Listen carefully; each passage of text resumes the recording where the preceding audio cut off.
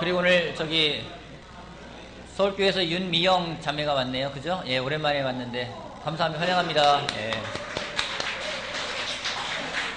네, 윤지영, 윤미영, 윤소영, 막내가 윤나영이죠. 예, 영자 자매들. 그리고 또 지난주에 금요일에 마지막으로 우리가 지저스 나잇 시작을 했습니다. 참 너무 감사하게, 서울에서 지금 뒤에도 계신데 제가 소개 못했네요. 너무 감사하고. 지저스 나잇을 했는데 너무 감사하게, 지난주 금요일 날에 또 예수님이 십자가에 달려 돌아가시는 날이었는데, 또 그날 부활과 관련된 지저스 나잇을 했습니다. 3번에 걸쳐서 했는데, 그 시간을 통해서 예수님을 더 알아갈 수 있는 시간이어서 정말 감사하고, 또 그 시간을 통해서 또 왔던 우리 젊은 사람들이 있어서 정말 감사하고 또 배울 수 있는 시간이었기에 또한 감사합니다. 오늘은 예수님의 부활을 기념하면서 설교 제목을 부활하신 예수님을 만납시다 라는 제목으로 나누고자 합니다. 부활하신 예수님을 만납시다.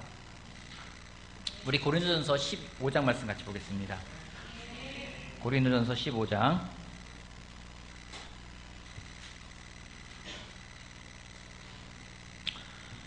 부활이라는 것은 이 기독교에 있는, 또 이 기독교의 핵심이라고 이야기해도 과언이 아니고, 또 기독교는 부활의 종교다라고 말해도 과언이 아닙니다. 왜냐하면 바울 또한 이 부활의 중요성을 이야기하고 있습니다. 고린도전서 15장 12절 말씀부터 보면은요, 15장 12절 말씀부터 보겠습니다. 고린도전서 15장 12절. 그리스도께서 죽은 사람 가운데서 살아나셨다고 우리가 전파하는데 어찌하여 여러분 가운데 더러는 죽은 사람의 부활이 없다고 말합니까? 죽은 사람의 부활이 없다면 그리스도께서도 살아나지 못하셨을 것입니다. 그리스도께서 살아나지 않으셨다면 우리의 선포도 헛되고 여러분의 믿음도 헛될 것입니다. 우리는 또한 하나님을 거짓되이 증언하는 자로 판명될 것입니다. 그것은 죽은 사람이 살아나는 일이 정말로 없다면 하나님께서 그리스도를 살리지 아니하셨을 것인데도 하나님께서 그리스도를 살리셨다고 하나님에 대하여 우리가 증언했기 때문입니다. 바울이 이야기합니다. 죽은 사람의 부활이 없다면 그리스도께서 살아나지 못하셨을 것이고, 그리스도께서 부활하지 않으셨다면은 우리의 믿음도 헛되고 우리의 전하는 것도 헛될 거라고 이야기를 하고 있습니다. 여러분 그렇게 생각해 본 적 있습니까? 여러분이 믿고 있는 게 있어요. 여러분 전하고 있는 게 있어요. 근데 그게 말짱 꽝이에요. 그러면 거기서 오는 충격은 이로 말할 수 없을 겁니다. 부활이라는 건 그런 겁니다. 이 기독교라는 것이, 우리가 믿고 있는 이 예수님이라는 분이 부활하지 않았다면은 우리가 지금 믿고 있는 건 아무 의미가 없다라는 겁니다. 실제로 예수님의 탄생을 기념하는 성탄절이 굉장히 중요한 날이기도 합니다. 근데 그와 더불어서 이 부활도 기념하는 부활절 또한 무척 중요한 날임에 틀림이 없습니다. 어쩌면 더 중요할지도 모르겠어요. 왜냐하면 탄생도 십자가의 죽음도 이 부활이 없다면 무용지물이라고 해도 과언이 아닐 것입니다. 이 부활은 예수님이 하나님의 아들임을 증명하는 굉장히 중요한 사건이기 때문입니다. 세상에 많은 사람들이 희한하게 태어나고 또 희한하게 죽은 사람들이 참 많아요. 그렇지 않습니까? 태어나서 아주 놀랍게 사람들에게 영향을 주고 또 죽은 사람들이 많습니다. 하지만 세상에 그 어느 누구도 자기가 말한 대로 죽었다가 자기가 말한 대로 다시 살아난 사람은 없다라는 겁니다. 예수님은 본인이 말한 대로 죽었다가 본인이 말한 대로 살아나셨습니다. 그 이야기는 뭔지, 이 죽음까지도 컨트롤할 수 있는 분이 바로 예수님이라는 겁니다. 예수님이 많은 기적을 행했어요. 눈먼 사람들을 눈을 뜨게 했습니다. 혹시 여러분 이 가운데 그 라식이든 라섹이든 수술하신 분 있으십니까? 손 한번 들어보실래요? 라식이든 라섹이든 손 한번 들어보세요. 어우, 손 괜찮아요. 뭐 이거 성형한 것도 아니니까 괜찮아요. 네. 뭐 이것도 뭐 이상한 게 아니니까 다시 한번 손 한번 들어보세요. 라식 라섹. 그래요? 자, 우리 편의점에도 라식 했군요. 수술하기 전에 시력이 얼마였어요? 마이너스였어요. 안 보였겠네. 그죠? 수술한 다음에 어땠어요? 너무 선명하고, 그죠? 예수님이 만약에 눈이 안 보이는 사람만 눈을 고쳤어요. 그리고 다른 기적을 행하지 않았어요. 그럼 우리가 그럴 겁니다. 예수님이 라식을 하셨나? 라섹 수술을 하셨나? 근데 현대의학이 발달하면서 예수님의 했던 기적들이 많이 어떤 부분은 퇴색하기도 마련입니다. 근데 아무리 발달한다 하더라도 자기가 말한 대로 죽었다가 자기가 말한 대로 살아나는 건 없다라는 거예요. 그렇기 때문에 이 부활이라는 것은 예수님이 하나님의 아들임을 증명하는 굉장히 중요한 사건입니다. 근데 많은 사람들이 부활을 어떻게 증명할 것이냐 얘기 많이 하고 있어요. 부활을 증명하는 건 어렵지가 않습니다. 부활을 증명하는 건 아주 간단합니다. 성경은요, 부활에 대해서 아주 상세하게 증명을 하고 있어요. 어떻게 증명하고 있습니까? 예수님이 무덤에 갇히셨는데 어느 날 호흡이 들어오고 눈을 뜨고 심장이 뛰기 시작하면서 일어나서 힘이 세져가지고 돌문을 열고 나가셨다. 이렇게 표현하지 않아요. 성경에는 어떻게 표현하고 있는지 부활에 대한 상세한 과정이 아니라 부활한 예수님을 만난 사람들을 통해서 그들의 삶의 변함을 통해서 부활이 얼마나 영향력 있는 건지를 이야기하고 있습니다. 정말로 부활한 예수님을 만난 사람들은요, 그들의 삶이 완전히 바뀌는 걸 볼 수가 있습니다. 이번에 굉장히 재미난 영화가 나왔습니다. 부활이라는 영화가 나왔습니다. 보신 분 계십니까? 이 가운데 부활이라는 영화가 있어요. 새로 만들었는데 예전에 그 패션 오브 크라이스트라는 영화를 만든 그 제작진이 만들었다고 합니다. 저도 패션 오브 크라이스트 보면서 부활 만들면 재밌을 텐데 라고 했는데 부활이라는 영화를 만들었어요. 참 재밌어요. 제가 가장 인상 깊게 봤던 것은 예수님이 등장하는데 우리가 보았던 그 영화에 나오는 예수님 가운데 가장 비주얼이 떨어지는 예수님이셨어요. 되게 인간적으로 다가왔어요. 그래서 감사했어요. 예수님을 정말 사실적으로 묘사했다는 생각이 들었습니다. 제자들의 모습도 나오는데 더 많은 걸 이해할 수 있는 좋은 시간이었어요. 거기 보면 부활한 예수님을 만난 다음에 사람들의 변화되는 과정들을 이야기합니다. 거기에 성경에 잘 등장하지 않는 바돌로메라는, 제가 이렇게 하면 스포일러가 되는 건가요? 아니, 하여튼 바돌로메가 나옵니다. 바돌로메가 사건 내용은 간단해요. 부활이라는 사건이 발생했는데 시체가 훔쳐갔다 없어졌다. 그것을 로마에 있는 호민관이라는 그 신분을 갖고 있는 사람이 시체를 훔쳐간 사람을 찾는 과정을 그린 영화입니다. 재밌어요. 보세요. 네. 근데 그때 호민관이 부활했던 사람들의 예수님을 봤다는 사람들을 이렇게 잡아다가 신문하기 시작합니다. 그때 성경에는 안 나오지만 바돌로메가 나옵니다. 굉장히 약간 어리버리하게 나와요.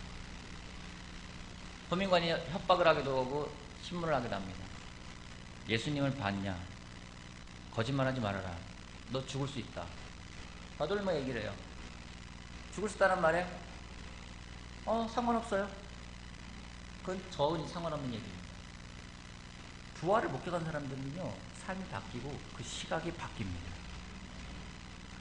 왜냐면요, 부활이라는 것은 좀 더 나은 몸이 되는 게 아니에요. 예수님이 부활했을 때 그 부활하셨던 몸은요, 그냥 예전에 죽기 전에 그 몸 그대로 부활한 것이 아니라는 거예요. 그 부활했을 때 몸은 완전한 몸이 된 겁니다. 그러게 성경에 보면은요, 제자들이 문을 잠그고 있는데 예수님이 나타났다고 그래요. 한마디로 문이 잠겼는데 예수님이 들어오신 거예요. 어떻게 가능한 것이냐? 부활했을 때 몸은요, 그냥 좀 더 좋은 몸이 아니라 완전히 새로운 몸이 되는 겁니다. 부활이라는 건 그런 의미가 있는 겁니다. 조금 더 나아지는 게 아니에요.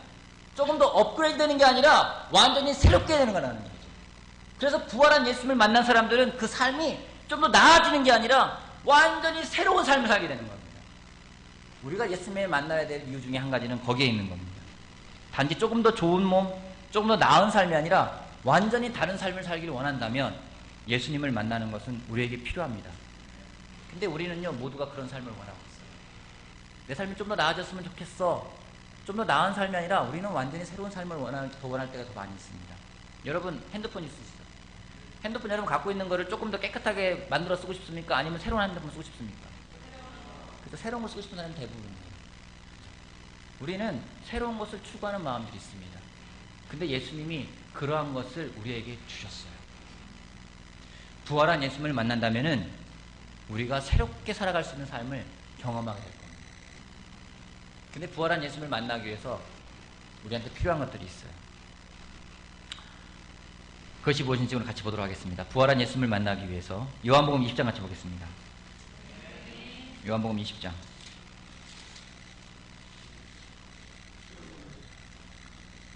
부활한 예수님을 만나기 위해서 우리에게 필요한 것은 한 가지 포인트만 이야기하겠습니다. 나를 버려야 한다는 겁니다. 나를 버려야 부활하신 예수님을 만날 수 있습니다. 요한복음 20장 13절 말씀부터 같이 볼게요. 요한복음 20장 13절. 요한복음 20장 13절. 천사들이 마리아에게 말하였다. 여자여 왜 우느냐? 마리아가 대답하였다. 누가 우리 주님을 가져갔습니다.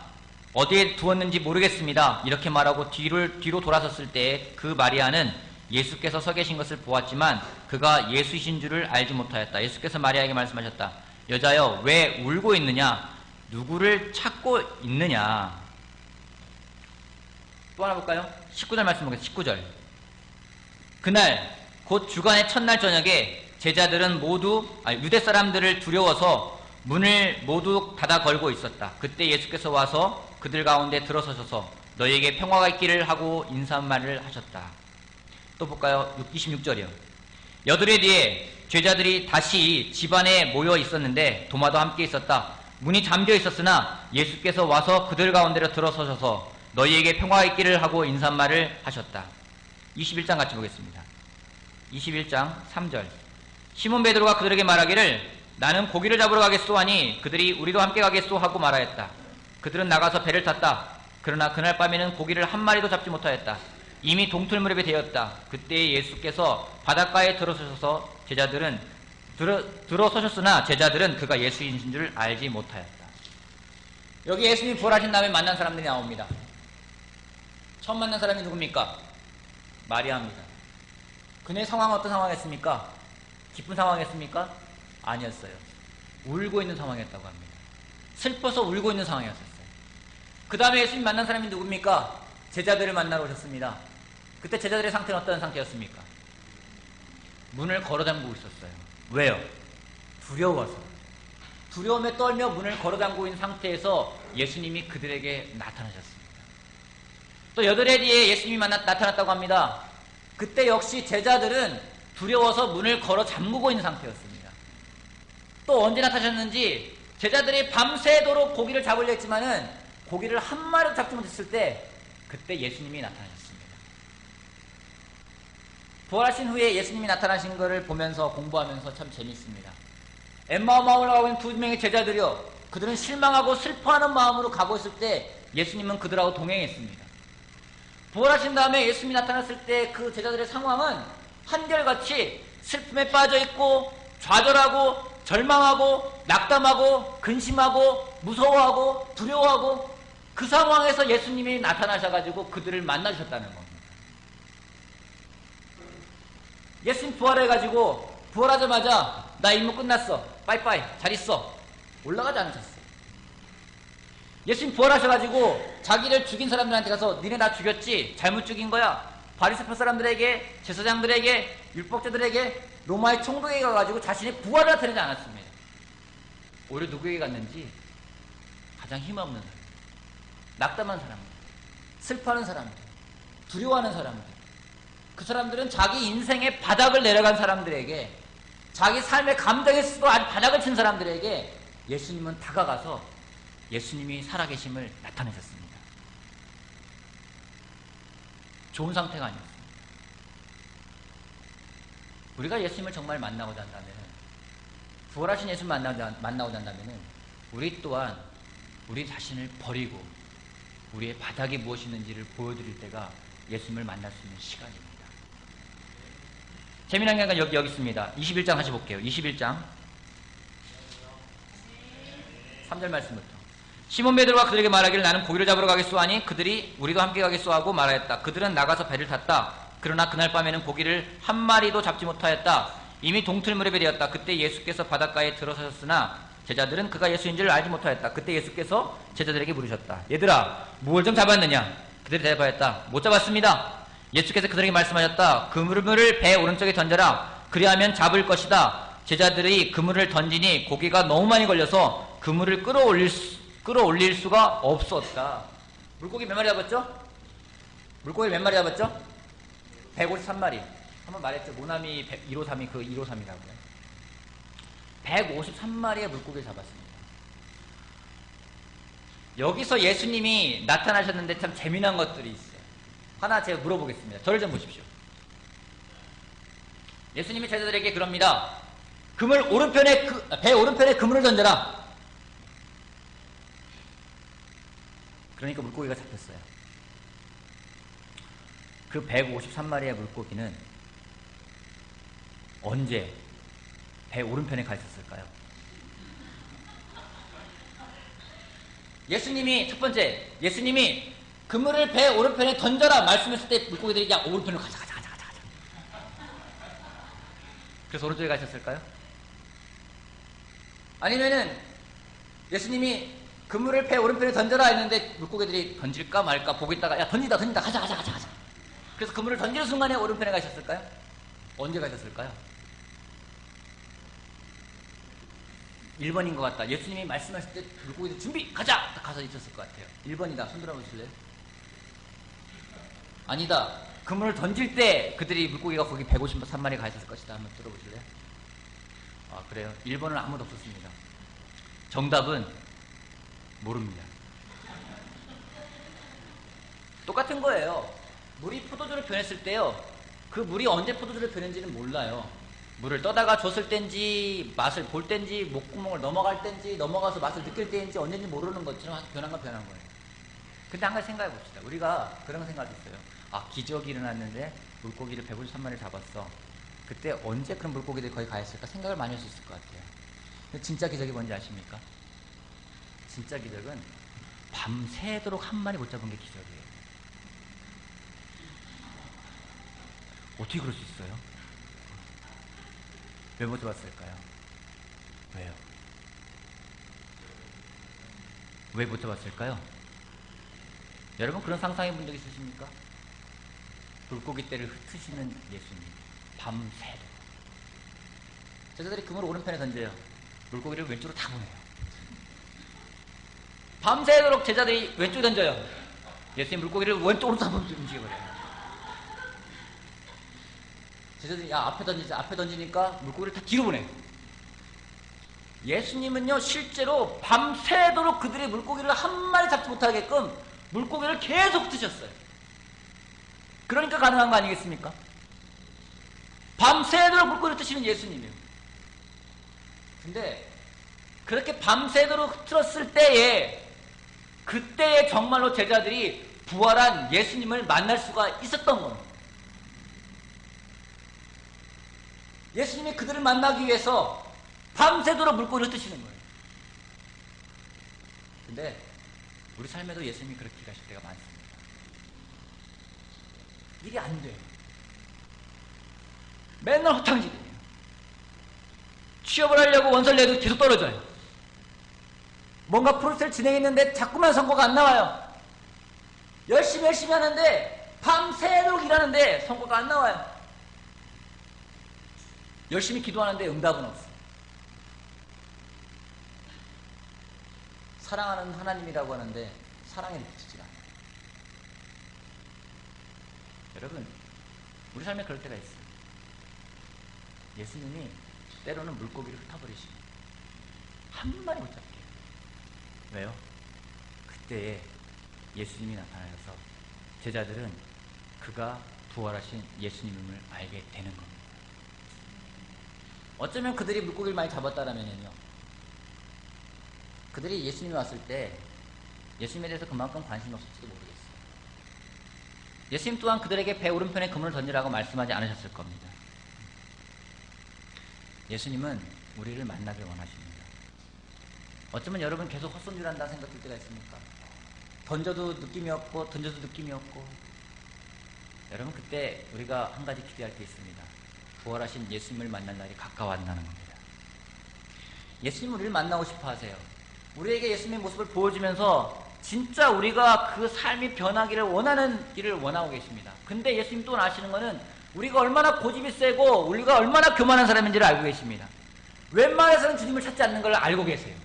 그렇지 않습니까? 우리가 배가 고파야지만이 배가 고픔을 느끼고서는 음식에 대해 감사함을 느끼고 그제서야 주님께 기도해야 되는 마음을 가져가는 것처럼 우리가 쉽게 기도하는 사람들이 아닙니다. 쉽게 주님을 찾는 사람들이 아닙니다. 하지만 예수님은 우리 만나기 위해서 자꾸만 바닥으로 내려보내세요. 결국 나를 버릴 때까지 주님은 글로 계속 보내십니다. 나를 낮추지 않으면, 나를 버리지 않으면 부활하신 예수님을 만날 수가 없습니다. 나를 버린다는 게 뭘까요? 하나 예를 들자면은 나를 버린다는 것은 나의 머리를 의지하지 않는 겁니다. 때로는 주님을 만나기 위해서 나의 머리를 의지할 때가 있어요. 성경 말씀 보면서도 내 머리를 의지할 때가 있습니다. 뭔가 열심히 분석할 때가 있습니다. 그때 느낌은 좋습니다. 뭔가 내 머리에 들어오는 것 같은 느낌이 들어 좋을 때가 있어요. 근데 예수님을 만나기는 쉽지 않을 때가 많이 있습니다. 이런 말이 있더라고요. 누군가 개구리를 정말 알고 싶어가지고 개구리를 잡아왔습니다.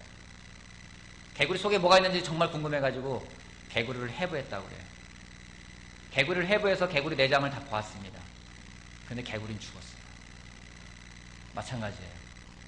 성경 말씀 분석하고 연구하고 고민하고 공부하고 좋은 겁니다. 하지만 내 머리로만 가면서 주님을 만날 생각이 없다면요, 그것은 해부한 개구리가 정말 죽은 걸로 끝난다라는 거죠. 이런 말이 있습니다. 가장 믿음이 없는 곳이 어딘지 아십니까? 가장 믿음이 없는 곳이 신학교란 말이 있어요. 신학생들 만나보면 정말 어떤 때는 정말 이 사람이 정말 믿는 건지 왜 신학을 하는지 모를 때가 많이 있습니다. 신학을 하면서 오히려 예수는 없다라고 부정하는 사람들이 많습니다. 성경을 공부하면서 성경이 이상 학문이 되는 이상 성경은 더 이상 믿음을 줄 수가 없는 겁니다. 예수님 또한 마찬가지입니다. 예수님을 우리가 만나는데 우리가 나를 버리고 내가 낮아진 상태로 만나지 않는다면은, 예수님을 만나도요 교만한 그 마음으로 만난다면은 예수님이 아니에요. 하나님의 아들이 아니에요. 지저스 나잇을 준비하면서 예수님의 성품을 공부하면서 성경의 실존을 공부하면서 많은 것들을 공부하면서 저도 많은 걸 느꼈습니다. 왜 이걸 안 믿을까? 사실인데 왜 안 믿을까? 한 가지 느꼈습니다. 안 믿을 사람은 안 믿는다는 거예요. 내 눈에 보여도 안 믿을 사람은 안 믿는 거라는 겁니다.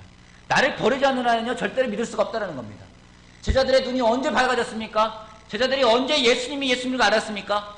그들이 정말로 바닥에 있을 때, 낮아졌을 때, 그들이 두렵지만은, 떨리지만은, 슬프지만은, 그들의 삶이 바닥에 내려가 있을 때, 그들의 모든 걸 내려놓았을 때, 부활하신 주님을 만날 수 있었고, 그때 만났을 때, 그들의 삶은 변화를 가져왔습니다.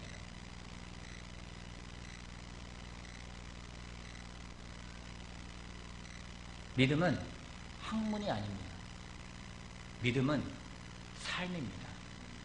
요한복음 13장 말씀 읽겠습니다.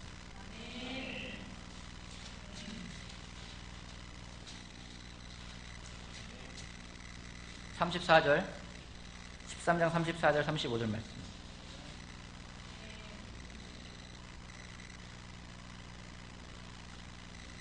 (13장) 34절, 35절. 한 목소리 읽어볼까요? 34절. 이제 시작.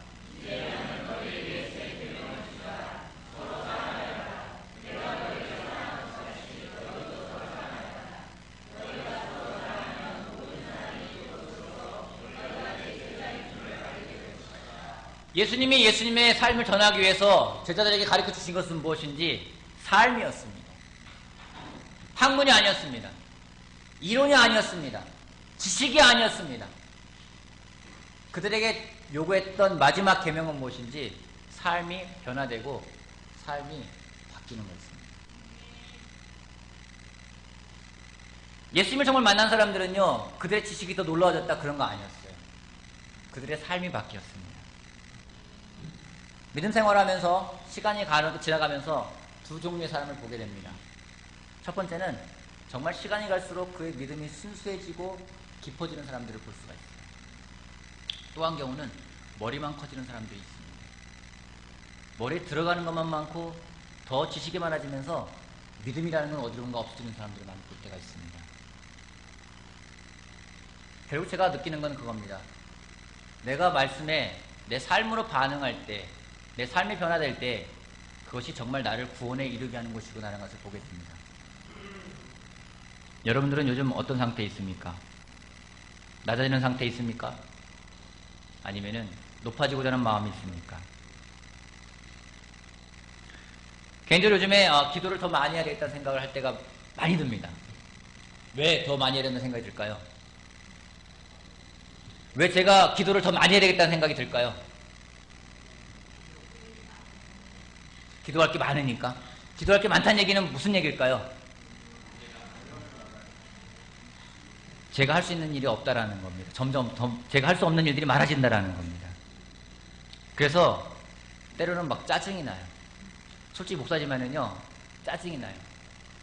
그런 게 몰려올 때는요, 왜들 그러는 거야?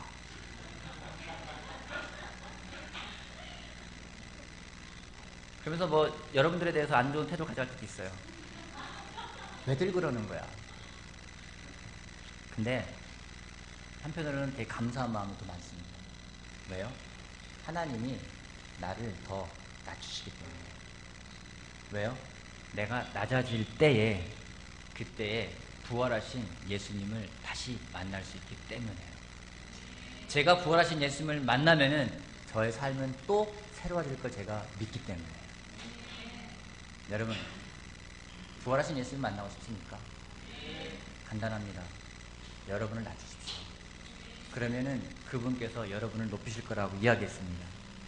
우리가 언제 낮춰야 될까요? 성경은 이야기합니다. 매일이라고 이야기하고 있습니다. 영어로 everyday. 매일매일이요.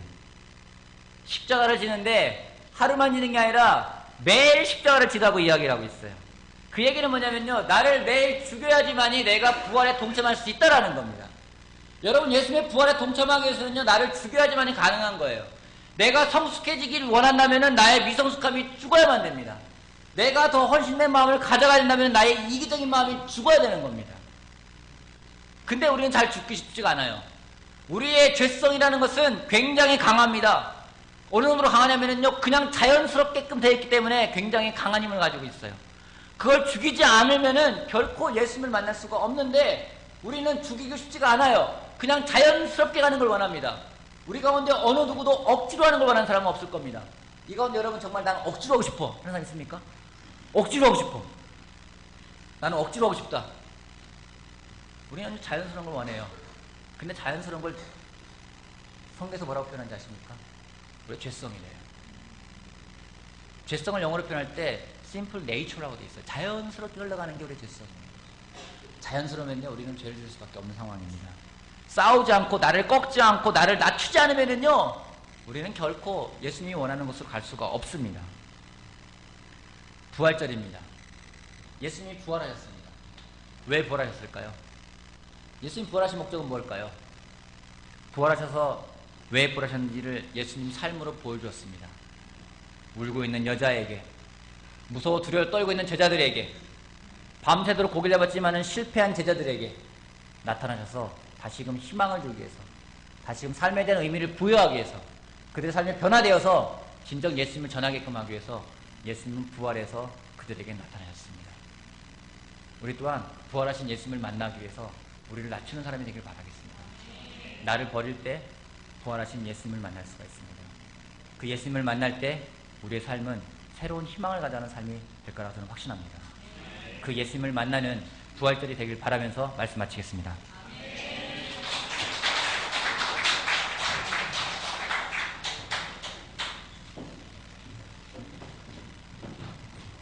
모두 자리에서 일어나 주시기 바랍니다.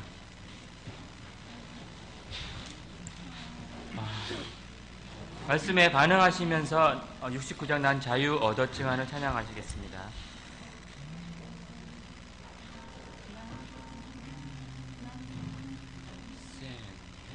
난 자유 얻었지만